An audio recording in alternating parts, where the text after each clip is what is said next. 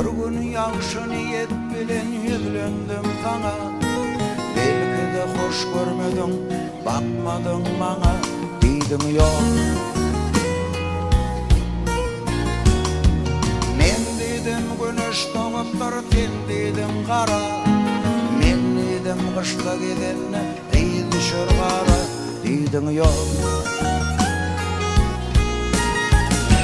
Dedim ben sana hiç kaçan yeke koymacağımı, seni taşlap başka sana yar olmacağımı, deydin yok, deydin yok, deydin yok, deydin yok, deydin yok, deydin yok, deydin yok.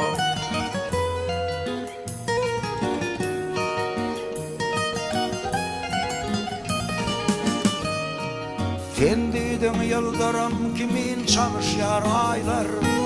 Men dedim bir günün içinde 12 ay var, deydin yok. Men dedim insan gözüne düşürmüş karanlık. Yum gözüne oylan baraz, oylan barazcık, deydin yok. Neden sen açıp gözlemedin, anlamadım hiç.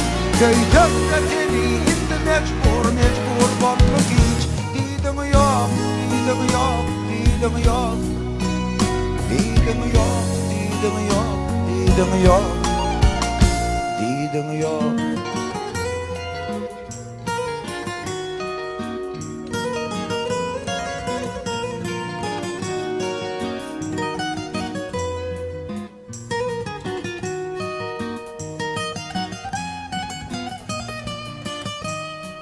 Men dedim güller açılsın yaş ömrümde, susmuşum gel gürleşeli ayrılık diye, deydin yok.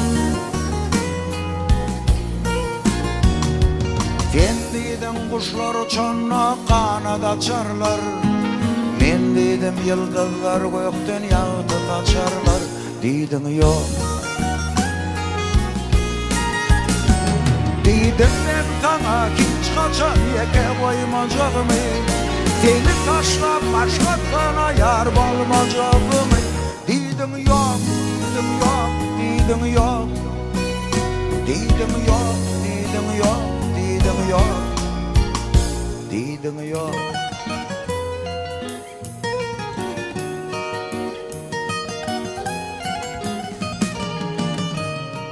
Men dedim bu hasratların hayrı da yoktur. İkimizin kaygılı azabı köptür, deydin yok. Bana fırsat dem ala ala yaşardı gözüm. Titreye titreye dedim bir dinle sözüm, deydin yok.